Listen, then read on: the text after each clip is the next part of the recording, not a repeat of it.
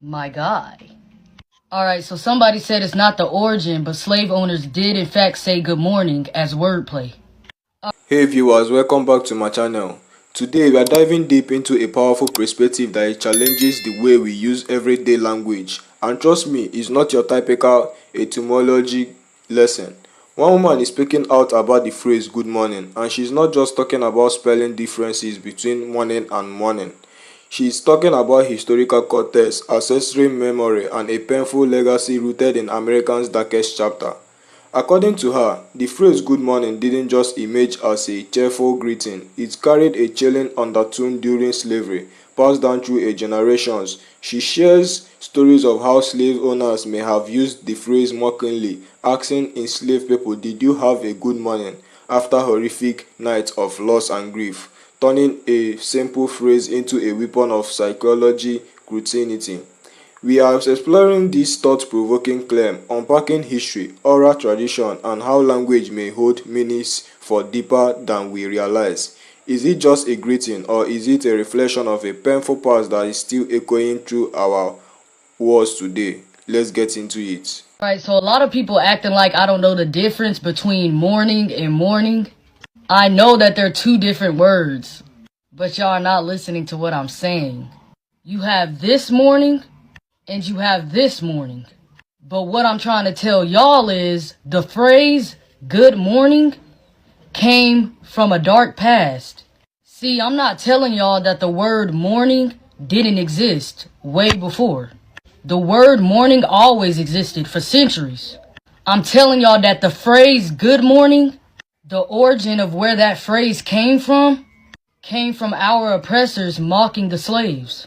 See, on the internet, it likes to tell you that John Smiley created the phrase good morning.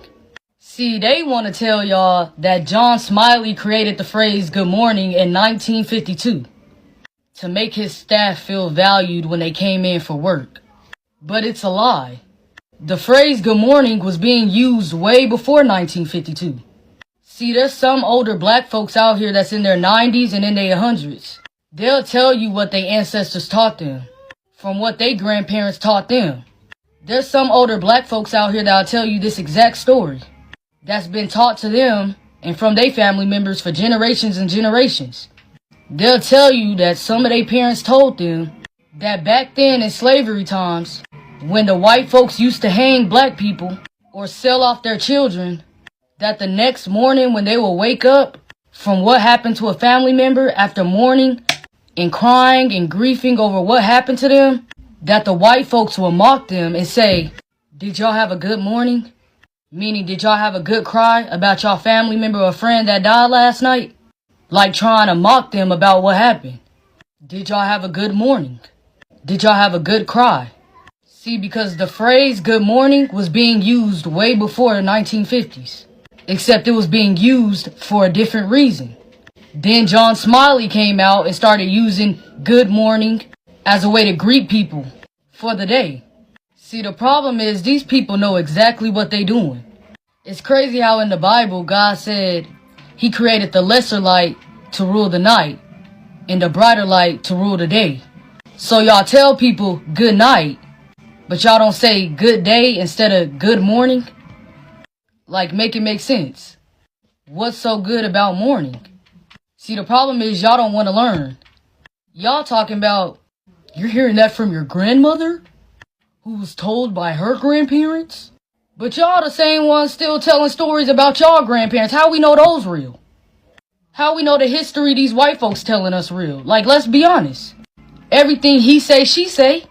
Everything on the internet made from the white man. They gonna tell y'all his story. What about our story? What about our people's story? Does it not matter? Nah, cause we just gonna go off what the white people say. Okay.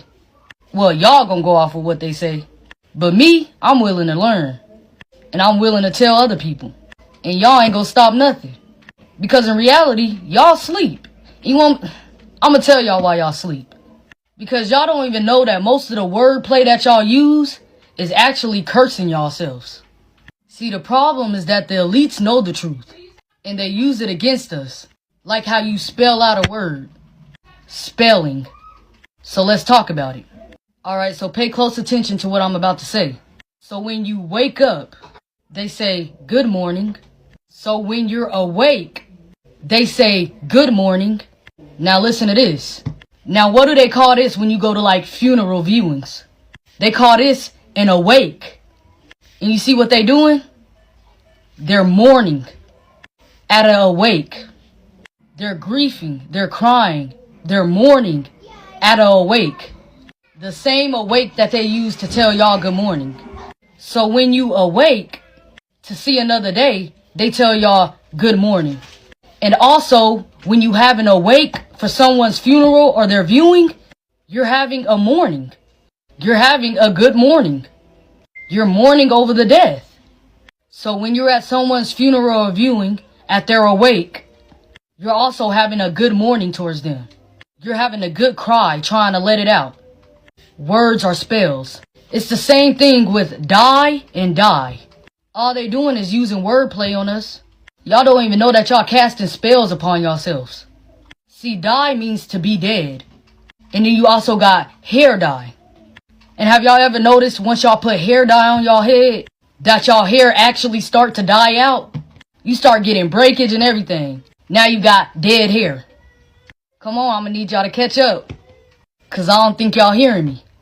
So y'all putting hair dye on y'all head, and y'all hair really dying.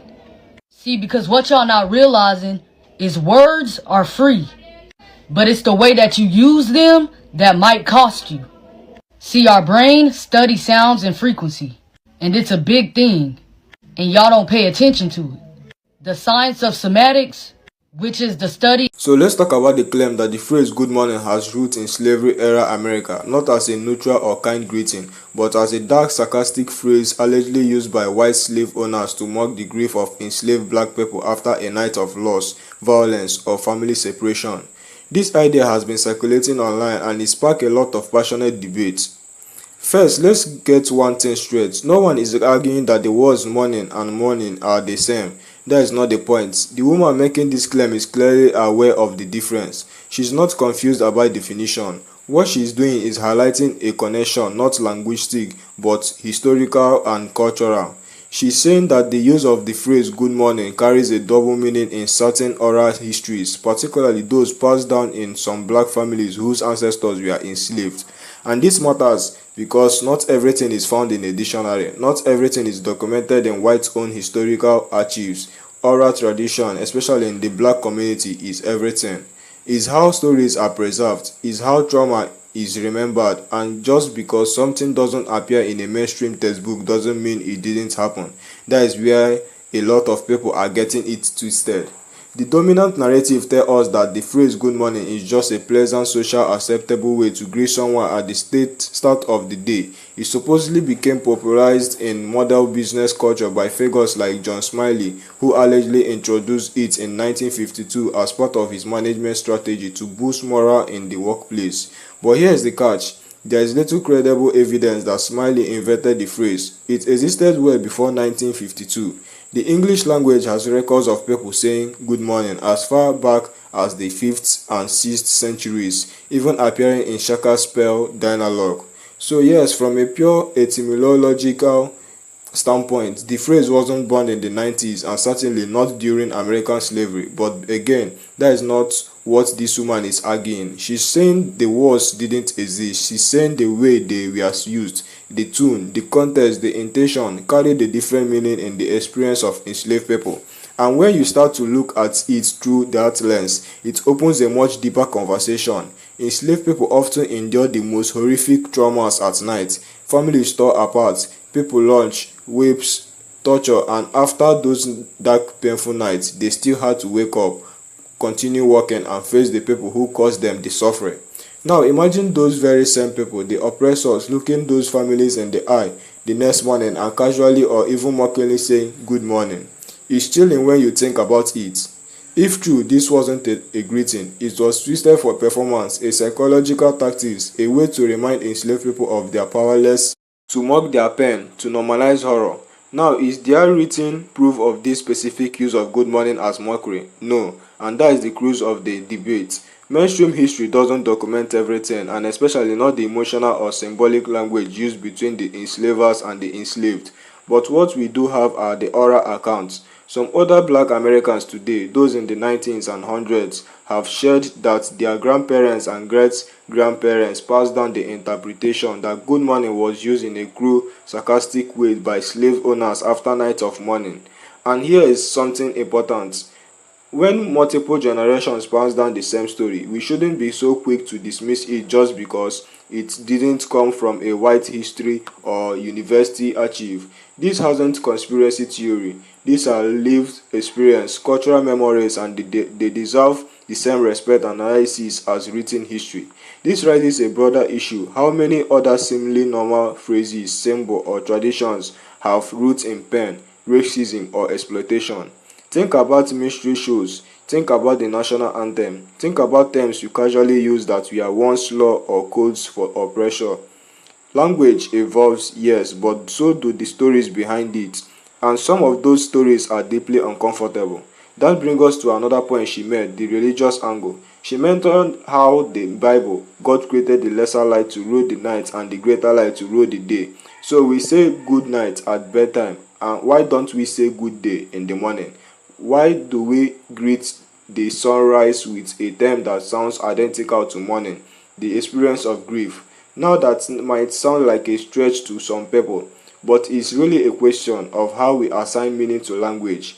English is full of homophobes, words that sound the same but mean different things. Morning and morning is a classic example, and while linguists will say the two words aren't related, the emotional impact can't be ignored, especially when used in a historical context where people were literally grieving every single morning. This leads to a physiological question: should we continue to use a phrase if it potentially carries a legacy of trauma, even if that legacy isn't widely recognized? And the answer isn't simple. Some people will say yes because language changes. Others will say no because we have to honor the stories of the oppressor. What matters is that we are having the conversation. And that is what this woman is doing. She's not trying to rewrite the dictionary. She's trying to open a door. She's saying, look deeper, ask questions, don't just take what you have been told at face value. And that is the essence of critical thinking. That is the kind of reflection we need more of, especially when it comes to history that involves the pain and survival of black people in America. So whether you fully agree with her or not, at the very least, you should respect the reason why she's questioning it. You should acknowledge that her perspective isn't random. It's rooted in generational memory. It's rooted in trauma. It's rooted in a refusal to let language whitewash history. And maybe, just maybe, next time we say good morning, we will pause for a second. We will remember that not everyone hears that phrase the same way. Some hear tradition, others hear sarcasm. Some hear kindness, others hear echoes of grief. Language is powerful, and when you treat it like neutral or meaningless, we miss the opportunity to understand each other on deeper level. That is all for now. If you found this breakdown meaningful, informative, or even just thought-provoking, go ahead and hit that like button. Drop your thoughts in the comments. I want to hear from all sides on this one. And if you are interested in more unpacking of the language we use every day, consider subscribing and turn on those notifications. Thanks for watching, and as always, stay curious, stay critical, and stay kind.